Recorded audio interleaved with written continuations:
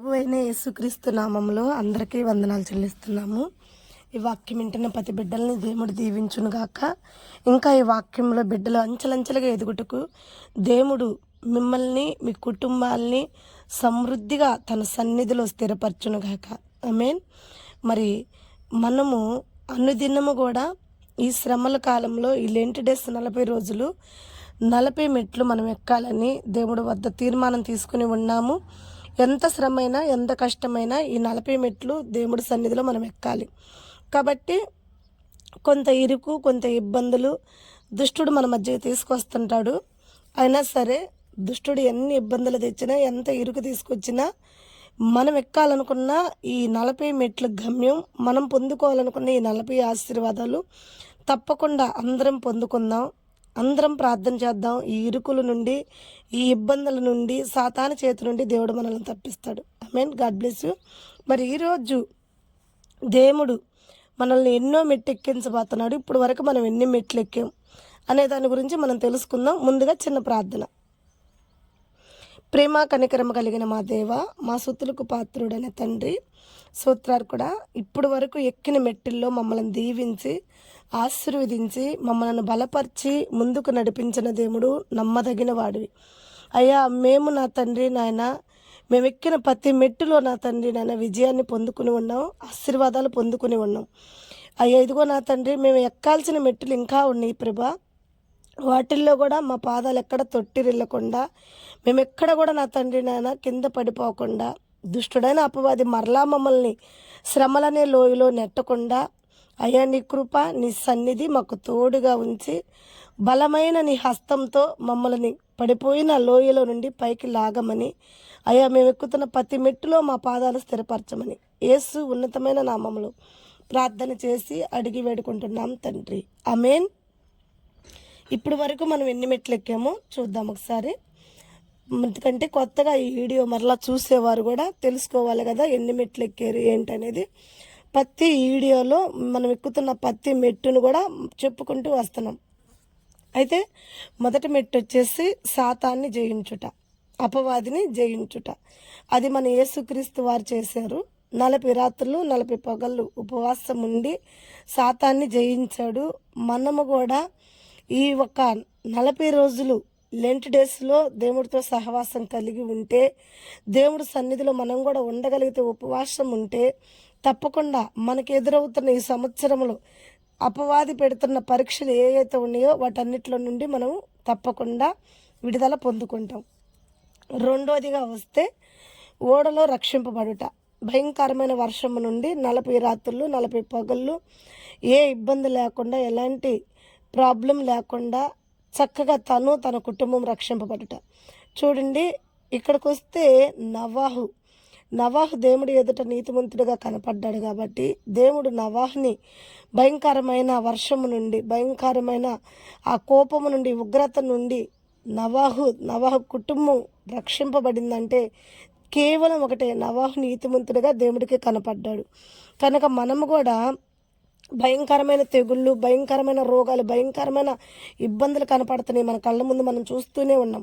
వాటన్నిటిలో నుండి కూడా దేవుడు మనల్ని తప్పించి మనతో పాటు మన కుటుంబం కూడా రక్షింపబడాలి అంటే దేవుడి ఎదుట మనము యథార్థము కలిగి నీతిమంతులుగా నవాహు కనపడ్డట్టు మనం కూడా కనపడాలి. మూడవది తండ్రి చిత్తం తెలుసుకునుట. అది మన పితరుడైన మోషే చేశాడు. 40 రాత్రులు 40 పగళ్ళు దేవుడితో కలిసి సహవాసం చేసి దేవుడి చిత్తాన్ని తెలుసుకుని దేవుడిచ్చిన 10 ఆజ్ఞలు పట్టుకుని వచ్చాడు. కాబట్టి మనము కూడా మన జీవితంలో ఎన్నో ఒడిదుడుకులు జరుగుతూ ఉంటాయి. అయితే ఇక మీదట ఆ జరిగే ఒడిదుడుకుల నుండి మనం రక్షింపబడాలంటే తండ్రి చిత్తం మనం కూడా తెలుసుకోవాలి, తండ్రికి ఇష్టలుగా మనం నడుచుకోవాలి. కాబట్టి ఆయన వద్ద ఉపవాసం ఉండి ప్రార్థన చేసినప్పుడు మోషేకి తన చిత్తాన్ని తెలియజేసిన దేవుడు మనకి కూడా తప్పకుండా మన ఎడల దేవుడి చిత్తాన్ని తెలియజేస్తాడు. నాలుగోది ఓడిపోయిన ప్రజల్ని గెలిపించుట. చూడండి, ఇశ్రాయేల్ ప్రజలు దేవుణ్ణి వెనకేసి వాళ్ళ సైన్య బలాన్ని చూసుకుని యుద్ధానికి వెళ్ళారు. అయితే దేవుడు వెనక పడితే సైన్య బలం మనల్ని ముందుకు నడిపించిద్ది అనుకోవటం వ్యర్థం. వాళ్ళు ఓడిపోయారు యుద్ధంలో. యుద్ధంలో ఓడిపోయారు కాబట్టి మరలా వచ్చారు. మన బలము కాదు, దేవుడి శక్తి మనకు తోడై ఉండాలనుకున్నారు. దేవుడి సన్నిధిలో ఉపవాసం ఉండి ఉదయం మొదలుకుని సాయంత్రం వరకు కన్నీరు కార్చినప్పుడు ఓడిపోయిన ఆ ప్రజల్ని దేవుడు మళ్ళీ గెలిపించాడు. మనం కూడా అనేక సార్లు ఈ ప్రజల వలె మన బలాన్ని బట్టో, మన డబ్బును బట్టో, మన బలహీనని బట్టో మనం ముందుకు వేయాలి అడుగులు అనుకుంటాం. కానీ మనకు తెలియని విషయం ఏంటంటే తండ్రి లేనిది మనం ఒక్క నిమిషమైనా లేము. ఎందుకంటే ఆయన చేతుల కింద, ఆయన బలమైన చేతుల కింద మనం ఉంటేనే మనం ఎందులైనా గెలవగలుగుతాం, ఏదైనా జయించగలుగుతాం. ఆయన లేకుండా మనకి జయం లేదు. కాబట్టి ముందు ఆయన, తర్వాత మనం. ప్రతి ఒక్కరం కూడా ఈ ప్రార్థన ద్వారా మనం దేవుణ్ణి ముందు పెట్టుకుని ఏ పనికైనా సాగాలి, ఎవరితోటైనా యుద్ధం చేయాలి. ఏ సమస్యలైనా మనం గెలవాలి అంటే ముందు దేవుడు మన పక్షాన ఉండాలి. కనుక దేవుడి కొరకు ఉపవాస ప్రార్థన. తర్వాత చూస్తే మనం సౌలు ఒక మరణం నిమిత్తం దావీదు కన్నీరు కార్చుట. దావీదు ఎందుకు కన్నీరు కార్చాడంటే శత్రువును కూడా ప్రేమించే గుణం ఉంది. మనము కూడా మన శత్రువుల కొరకు ఈ 365 రోజులు మన కొరకు మనం ఎలా ప్రార్థించుకుంటామో మన శత్రువుల కొరకు కూడా మనం ప్రార్థించాలన్నది ఈ వాక్యం సెలవిస్తుంది. ఆరోదిగా బిడ్డ కొరకు దావీదు ప్రార్థన. చూడండి, 7 రోజులు ఉపవాసం ఉన్న ఆ బిడ్డ దక్కలేదు, ఆ బిడ్డ చనిపోయాడు. అప్పుడు దావీదు తెలుసుకున్న విషయం ఏంటంటే తండ్రి చిత్తం లేనిది మనం ఎంత ప్రయాసపడ్డా వ్యర్థం. అలాగే కొన్నిసార్లు మనం ఉపవాసం ఉన్నా, కొన్నిసార్లు మనం ప్రార్థించినా అనుకున్నవి జరగలేదని చెప్పి చాలా బాధపడతా ఉంటాము. అట్లా బాధపడద్దు. అది తండ్రి చిత్తం కాదు అని దావీదు వల్లే మరలా లెగవాలి. పైకి మనం పడిపోయిన కాడి నుంచి పైకి లేవాలి. తండ్రి చిత్తం కొరకు ఎదురు చూడాలి. తండ్రి చిత్తం కోసం దావీదు ఎదురు చూసి కన్నీటిలో నుండి పైకి లేచి దేవుడి సన్నిధిలో పోయి ప్రార్థన చేసుకున్నప్పుడు చక్కని కుమారుడిని మరలా సొలొమోను మహారాజుని దావీదు పొందుకున్నాడు. అలాగే మనం పోగొట్టుకునేదానికన్నా మనకు వచ్చేది ఆశీర్వాదంగా ఉంటుంది కాబట్టి భయపడాల్సిన అవసరము లేదు. ఇక మనం చూస్తే 7వది ఏలియా ఒక ప్రయాణం. 40 రాత్రులు 40 పగళ్ళు, మన శక్తికి మించిన ప్రయాణం. ఒక్కొక్కసారి మనం ఊహించలేని, మనకు శక్తికి మించిని, మనకి ఇబ్బందికరమైన ప్రయాణాలు మన కళ్ళ ముందు ఉంటాయి. అయితే ఆ కళ్ళ ముందు ఉన్న ప్రయాణాల కొరకు మనం కూలిపోతుంటాం, అమ్మో మనం చేయగలుగుతామా అని. అయితే దేవుడు తన దూతను పంపించి ఏలియాను బలపరిచి ఆ రొట్టె ద్వారా తన శక్తికి మించిన ప్రయాణాన్ని కూడా చాలా చక్కగా ఆ ప్రయాణంలో ఏలియాకి విజయాన్ని ఇచ్చాడు దేవుడు. అలాగే మన బలహీన సమయంలో ఈ వాక్యం మనకు ఒక రొట్టె లాంటిది. ఈ వాక్యం మన వద్దకు వచ్చి మనల్ని బలపరిచి ముందుకు నడిపించిద్ది. కాబట్టి ఏలియా లాంటి ఆగిపోయిన మన ప్రయాణాలు కూడా ముందుకు నడిపించుకుంటాం. ఏలియా ఎలా అయితే శక్తికి మించిన ప్రయాణం చేసాడో మనం కూడా మన శక్తికి మించిన ప్రయాణంలో ఏ ఇబ్బంది లేకుండా దేవుడు మనకు తోడై ఉండి బలపరిచి వాక్యం ద్వారా మనల్ని ముందుకు నడిపిస్తాడు. 8వదిగా హెజ్రా తన ప్రజల కొరకు, తన కుటుంబం కొరకు రక్షణ ప్రార్థన చేస్తాడు. అలాగే మన కొరకు, మన బిడ్డల కొరకు, మన దేశం కొరకు, మన దేశాన్ని ఏలుతున్న అధికారుల కొరకు కూడా వారి రక్షణ కొరకు మనం కూడా ప్రార్థన చేసేవారుగా ఉండాలి. 9వది నెహెమ్యా పాడైపోయిన పాకారాల కొరకు అతను కూడా ప్రార్థన చేశాడు ఉపవాసం ఉండి. అలాగే మనము కూడా చెడిపోతున్న మన బిడ్డల కొరకు, పాడైపోతున్న మన కుటుంబాల కొరకు, చెడిపోతున్న మన భర్తల కొరకు, ఏ ఇబ్బందులు అయితే ఉన్నాయో, ఏ సమస్యలు అయితే ఉన్నాయో, మన పాకారాలు ఎలా అయితే కాలిపోయినాయో, మన పాకారాలు ఏ స్థితిలో పడిపోయి ఉన్నాయో అవి మరలా తిరిగి కట్టించమని దేవుణ్ణి నూతన సంవత్సరంలో నూతన ఆశీర్వాదాలతో దేవుడు మనల్ని స్థిరపరచాలని ఉపవాసం ఉండి ప్రార్థన చేసుకుంటే నెహెమ్యా పాకారాలు కట్టబడ్డట్టే మన జీవితాలు కూడా కట్టబడతాయి. తర్వాత 10వది వచ్చేసి ఎస్తేరమ్మ తన జాతి కొరకు ఉపవాసం ఉండి అల్పులేమి, అయోగ్యులేమి, ఘనులేమి సమస్త ప్రజల్ని కూడబెట్టుకుని చక్కగా కోటలో ఉపవాసం ఉంది. మనము కూడా కొన్ని విషయాలు, కొన్ని సమస్యలు, కొన్ని అధికారులు ఎదుటపోయి మనం మాట్లాడాల్సి వస్తే డైరెక్ట్గా మనం అధికారులతో మాట్లాడే కన్నా మొదటగా మన ఇంటి వారిని అందరినీ కూడబెట్టుకుని, మనకు తెలిసిన వారందరినీ చక్కబెట్టుకుని, మన సంఘాన్ని పిలుచుకుని ప్రార్థన చేసుకుంటే దేవుడు అధికారులతో మాట్లాడతాడు, అధికారులు కదులుతారు, అధికారుల మనపైన కరుణ చూపిస్తారు. కాబట్టి ఖచ్చితంగా ఎస్తేరమ్మ ఎట్లా ముందు దేవుని పెట్టుకుని ప్రార్థించి అధికారుల వద్ద కృప పొందుకుందో మనము కూడా దేవుడి వద్ద ఉపవాసం ఉండి ప్రార్థన చేసినప్పుడు మనకు కావాల్సిన సహాయము అధికారుల వద్ద మనకు తప్పకుండా దొరికిద్ది. 11వది దానియేలు చేసిన ప్రార్థన. దానియేలు అన్ని విషయాల్లో కూడా దేవుడికి ముందు ప్రాధాన్యత ఇస్తాడు. ముమ్మారు దేవుడికి ప్రార్థన చేస్తుంటాడు. ఒక దానియేలు వలె మనము కూడా ముమ్మారు ప్రార్థన చేస్తే తండ్రి మనకి విడుదల కలిగే రోజులు మన ముందుకు తీసుకొస్తాడు. తర్వాత 12వది హేవేలు గంధం మనం చూసినటువంటి హేవేలు ప్రవక్త చెప్తున్నాడు, పాడైపోయిన పాకారాలన్నీ మరలా తిరిగి కడతాడంట. దేవుడు తప్పకుండా ఆ పాకారాలన్నింటిలో మనల్ని నిలబెడతాడు.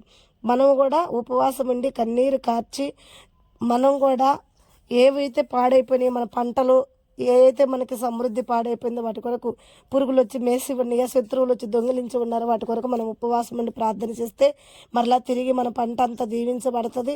పాడైపోయిన మన జీవితాలు మరలా ఫలిస్తాయి అన్నమాట. 13వది యోన దేవుడికి మాట వినకుండా దేవుడు మాట తునీకరించి దేవుడికి వ్యతిరేకంగా లేచి దేవుడు పొమ్మన్న కాడికి పోకుండా మరొక సొంత ఆలోచన చేసినప్పుడు దేవుడు ఒక శిక్ష పొందుకుని 3 రోజులు ఉపవాసం ఉండి చేప కడుపులో పశ్చాత్తాపపడుట. చూడండి, యోనా ద్వారా మనం కూడా చాలాసార్లు యోనా వల్లే తప్పిపోతుంటాము. అయితే తప్పిపోయిన మనల్ని దేవుడు క్షమించగలిగిన దేవుడు.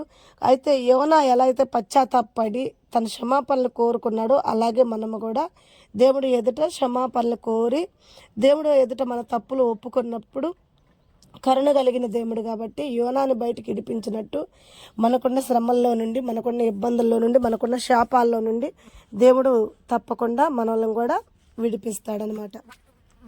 తర్వాత 14వది వచ్చేసి మనం హెజ్రా గురించి మనం తెలుసుకున్నాం. హెజ్రా దేవుడు ఉగ్రత ఇంకా మన మీద ఉంది, మనలో తప్పిదం చేసిన వారు ఇంకా చాలామంది ఉన్నారు అని హెజ్రా చూసి ఉపవాసం ఉండి ప్రార్థన చేసినప్పుడు ఆ తప్పు చేసిన వారందరూ కూడా సరిదిద్దుకున్నారు. అలాగే ఈరోజు మనము కూడా ఇంకా కొంత అయినట్టు పోయినట్టు దోషాలు శాపాలు మన మీద ఏలుబడి చేస్తుంటే కనిపెట్టుకుందాం. హెజ్రా కనిపెట్టాడు, మనం కూడా కనిపెట్టి ప్రార్థన చేద్దాం. అలాగే మనం వాటిని విడిచిపెడదాం. ఆ ప్రజలు కూడా విడిచిపెట్టారు. దేవుడు ఉగ్రతకి ఎందుకు కారణమయ్యారో, ఏటి ద్వారా కారణమయ్యారో వాటిని విడిచిపెట్టారు ప్రజలు. మనము కూడా వాటిని విడిచిపెట్టినట్టుకుంటే దేవుడు మనల్ని కూడా కాపాడతాడు. మరి ఇప్పుడు వరకు 14 మెట్లు ఎక్కాం మనం. ఇప్పుడు 15 మెట్టు కూడా మనం ఎక్కబోతున్నాం అనమాట. 14 మెట్లలో దేవుడు మనల్ని దీవించి ఆయన కృప చేత ఆయనకు ఉన్నతమైన ఆశీర్వాదం మనకు అందించాడు.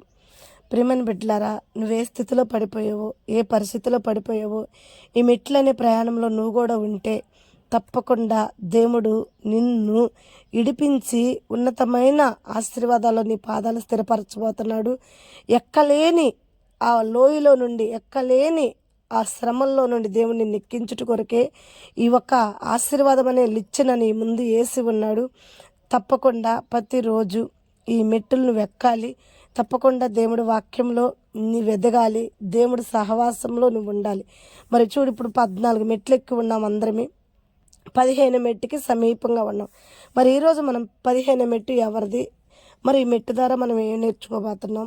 దేవుడు మనకు బయలుపరచబోతున్న విషయం ఏంటనేది మనం చూసినట్టుకుంటే ఈ 15 మెట్టు కూడా ఎవరో కాదు, దానియేలు మనకు తెలిసిన వ్యక్తే.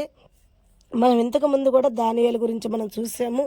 దానియేలు ఒక ప్రార్థన మనం చూసాము. మరి ఇక్కడ కూడా దానియేలు ఉపవాసం ఉండి ఆయన 3 వారాలు ఏమి తినలేదని ఈ 10వ వాక్యంలో కూడా మనకు సెలవిస్తుంది. అయితే ఈ 3 వారాల ఉపవాసం ఎందుకు చేశాడు అంటే, ఒక యుద్ధం కనపడింది దానియేలుకి దర్శనంలో. ఒక యుద్ధం కనపడింది, ఒక యుద్ధం గురించి తెలుసుకున్నాడు. దానియేలు కొంత చింతించాడు, బాధపడ్డాడు. ఈ యుద్ధం ఎలా ఉంటుందో, ఈ యుద్ధంలో ఓటమేదో గెలిపేదో జరగబోతున్న రానున్న రోజుల్లో నా ప్రజలకి ఏం జరగబోతుందని చెప్పి అతడు ఒక యుద్ధం గురించి వినినప్పుడు, తెలుసుకున్నప్పుడు 3 వారాలు ఏం తినక ఏం తాగక ఉపవాసం ఉన్నాడని చెప్పి వాక్యం సెలవిస్తుంది.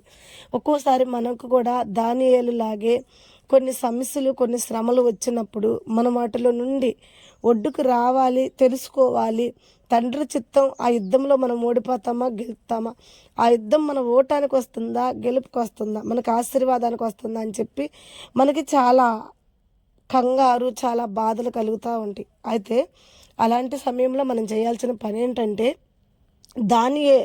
దానియేలు ఏ రీతిగా అయితే ఉపవాసం ఉండి ప్రార్థన చేసినప్పుడు దానియేలు వద్దకు దూత వచ్చి ఎంత చక్కగా దానియేలుని బలపరిచి, దానియేలుకి దర్శనం ద్వారా దానియేలుని నిద్రపుచ్చి, దానియేలుని తరచు దానియేలుతో మాట్లాడుతూ అతనికి బలాన్నిచ్చి, శక్తినిచ్చి, ధైర్యాన్నిచ్చి ఎలా నిలబెట్టిందో మనం చూసాం. ఈ వాక్యం అంతా మీరు చదువుకోండి. ఈ వాక్యంలో గొప్ప గొప్ప ఆశీర్వాదాలు మీరు చూడగలుగుతారు. కనుక మనము కూడా ఇలాగే ఉపవాసం ఉండి దానియేలు వలె మనం కూడా ప్రార్థన చేస్తే తప్పకుండా మన దేవుడు మనల్ని కూడా తట్టి, మన వెన్ను తట్టి మనల్ని నిలబెట్టి, మనం పడిపోయిన స్థితిలో నుండి, మనం బాధపడుతున్న స్థితిలో నుండి దేవుడు మనల్ని బలపరుస్తాడు. ఈరోజు మనం 15వ వాక్యం మనం చూసుకున్నాం. దానియేలు గురించి మనం చూసుకున్నాం. దానియేలుకి యుద్ధం గురించి తెలిసినప్పుడు ఉపవాసం ఉండి దేవుడు వద్ద ఆశీర్వాదాలు పొందుకుని బలం పొందుకున్నాడు. మనము కూడా ఏదైనా సమస్య ఉంది, ఇరుకుంది, ఇబ్బంది ఉంది, శత్రువులు మన మీదకి లెగుస్తున్నారు అని ఏదన్నా మనకు తెలిసినప్పుడు తప్పకుండా ఈ ఉపవాసం మీరు ఉండండి. ఈ ఉపవాసం మీరు ఉండినప్పుడు ఆ ఉపవాసం ద్వారా మనం పొందుకునే ఆశీర్వాదాలు దానియేలుని ఎలా బలపరిచాడు దేవుడు మనల్ని కూడా అలాగే బలపరుస్తాడు. మరి ఈ వాక్యం వింటున్న మీరందరూ కూడా ఒక దానియేలు వలె ప్రార్థన చేసుకోండి. ఈ రోజుతో మీరు 15 మెట్లు ఎక్కి ఉన్నారు. మరి ఎక్కాల్సిన మెట్లన్నీ 40 మెట్లు, మరి 15 మెట్లు పోతే మిగతా 25 మెట్లు ఉన్నాయి. కాబట్టి ప్రతిరోజు కూడా తప్పకుండా క్రమంగా ఈ వాక్యాన్ని మీరు చూడాలి. మనం లెంట్ డేస్ అంటే మనము గుడ్ ఫ్రైడే కల్లా ఈ వాక్యాలన్నీ పూర్తి చేసుకోవాలి. గుడ్ ఫ్రైడే కల్లా మనం ఈ వాక్యాలనే మెట్టులు, ఈ ఆశీర్వాదం అనే మెట్టులు మనం పూర్తి చేసుకుని గుడ్ ఫ్రైడే రోజు దేవుడి సన్నిధిలో మనం కృతజ్ఞత కలిగి ఉండాలి. అప్పుడు మనకి మరలా సంవత్సరం వచ్చేంత వరకు, మరలా లెంట్ డేస్ వచ్చేంత వరకు కూడా ఈ వాగ్దానాలు మనకి రక్షణగా, ఆదరణగా నిలబెడతాయి అన్నమాట మనల్ని. కాబట్టి ఎవరు కూడా మర్చిపోవద్దు. ప్రతిరోజు ఈ వాక్యాన్ని ఏకేవించండి. చక్కగా ఈ వాక్యాన్ని వినండి. ఈ వాక్యానుసారంగా జీవించండి. ఈ ప్రతి మెట్టుని జ్ఞాపకం చేసుకోండి. ప్రతి రోజులు ఈ 40 రోజులే మనం చేసాము అయిపోయింది అనుకోకుండా ప్రతిరోజు మన ఊపిరి ఉన్నంత వరకు, ఈ భూమి మీద మనం సంచరించేంత వరకు ఈ వాక్యాలు మనకు ఉపయోగపడతాయి. ఈ మార్గాలు మనకు ఉపయోగపడతాయి. దేవుడితో మనం ఎలా సమీపంగా ఉండాలి, దేవుడి వద్ద ఆశీర్వాదాలు ఎలా పొందుకోవాలి, దేవుడి సహాయం మనం ఎలా పొందుకోవాలి, మన కుటుంబాన్ని మనం ఎలా రక్షించుకోవాలి, మన జీవితాలు మనం ఎలా కట్టుకోవాలి, మన చదువుల్లో మనం ఉన్నతంగా ఎలా ఎదగాలి, ఆరోగ్య విషయంలో మనకు స్వస్థతలు ఎలా రావాలి, చెదిరిపోతున్న మన జీవితాలు మరలా ఎలా కట్టుకోవాలి అనే దాని గురించి ఈ వాక్యాలన్నీ కూడా మనల్ని ఒక్కొక్క మెట్టు ఎక్కిస్తాయి అన్నమాట. ఇంకా మరి ప్రతి ఒక్కరము కూడా ప్రతిరోజు కూడా దేవుడితో సహవాసం కలిగి ఈ వాక్యాలను ఎత్తిపట్టుకుని ప్రార్థన చేసినప్పుడు దేవుడు కరుణ కలిగిన దేవుడు కాబట్టి తప్పకుండా మనందరినీ కరుణించి ఆయన ఉన్నతమైన కృపలో మనందరినీ దీవించును గాక. ఆమేన్. మరి ప్రతి ఒక్కరు కూడా ఈ వాక్యాన్ని రక్షింపబడాలి, ఈ వాక్యానుసారంగా జీవించాలి, ఈ వాక్యంలో ఇంకా ఎదగాలి. మీకు మా వాక్యం నచ్చితే, దేవుడు మీతో మాట్లాడితే మా ద్వారా మరి మన ఛానల్ని సబ్స్క్రైబ్ చేసుకోండి. అనేకరికి ఈ వాక్యాన్ని ఫార్వర్డ్ చేయండి. ఈ స్థితిలో ఉన్నవారు ఎవరైనా సరే తప్పకుండా ఈ వాక్యంని ధైర్యం తెచ్చుకుంటారు. చూడండి దానియేలు ఎలా ధైర్యం తెచ్చుకున్నాడో, దానియేలు వద్దకు దూత వచ్చి ఎలా ధైర్యపరిచిందో, అలాగే ఈ స్థితిలో పడిపోయి లోయలో పైకెక్కలేము అనుకునే వారికి ఈ మెట్టులు, ఈ 40 మెట్లు కూడా వాళ్ళని బలపరుస్తాయి, చక్కగా వాళ్ళకి ధైర్యాన్ని ఇస్తాయి, పడిపోయిన వారిని పైకి లేపి నిలబెడతాయి. మరి దీనికి మీరు ఆశీర్వాదంగా 2 దీవెనలు పొందుకుంటారు. తప్పక ఈ వాక్యాన్ని షేర్ చేయండి, అనేకరికి లైక్ చేయండి. తప్పకుండా మరొకసారి చెప్తున్నాం, మా ఛానల్ సబ్స్క్రైబ్ చేసుకోండి, అనేకరి చేత కూడా చేయించండి. ఈ వాక్యం అనేకరికి అందించిన వారు అవుతారు. దాన్ని బట్టి దేవుడు సమృద్ధిగా 2 ఆశీర్వాదాలతో మిమ్మల్ని దీవించును గాక. మరి ప్రతి ఒక్కరు కూడా మర్చిపోకుండా మా పరిచర్య కొరకు ప్రార్థన చేయండి. మా బేతేలు ప్రార్థన మినిస్ట్రీ ఇంకా అంచెలంచెలుగా దీవించబడాలి, అనేక ఆత్మలతో నింపబడాలి. నశించిపోయే ప్రతి బిడ్డకు కూడా రక్షణగా, ఆదరణగా దేవుడు గాయపడిన వారి గాయాలు కట్టే మందిరంగా ఉండాలని ప్రార్థన చేయండి. అంతేకాదు మా ఒక పరిచర్య నిమిత్తం, మా అక్కల నిమిత్తం, మా అవసరాల నిమిత్తం, దేవుడు పని కొరకు, దేవుడు పరిచర్య కొరకు దేవుడికి సహాయం చేస్తున్న స్పాన్సర్స్ చాలామంది ఉన్నారు. ఆ బిడ్డల కుటుంబాల కొరకు కూడా మీరు అందరూ కూడా ప్రార్థన చేయండి. మా ఒక పరిచర్యలో సహాయం చేస్తున్న ఆ కుటుంబాలన్నీ కూడా దీవించబడాలని, వారి గిన్నె ఎన్నడూ కూడా ఎల్తి కాకుండా మరి సమృద్ధిగా దేవుడు ఆనాడు ఏలియాని ఎలా పోషించాడు, అలాగే సారాపతిలో ఉన్న స్త్రీని ఎలా పోషించాడు, మాకు సహాయం చేస్తున్న మా స్పాన్సర్స్ కూడా అలాగే పోషింపబడాలని అనుదినము మేము వాళ్ళ కొరకు ప్రార్థిస్తున్నాం. తప్పకుండా మీరు కూడా ప్రార్థిస్తారని కోరుకుంటున్నాము. దేవుడు రెండింతల ఆశీర్వాదాలతో మిమ్మల్ని కూడా నింపుతాడు.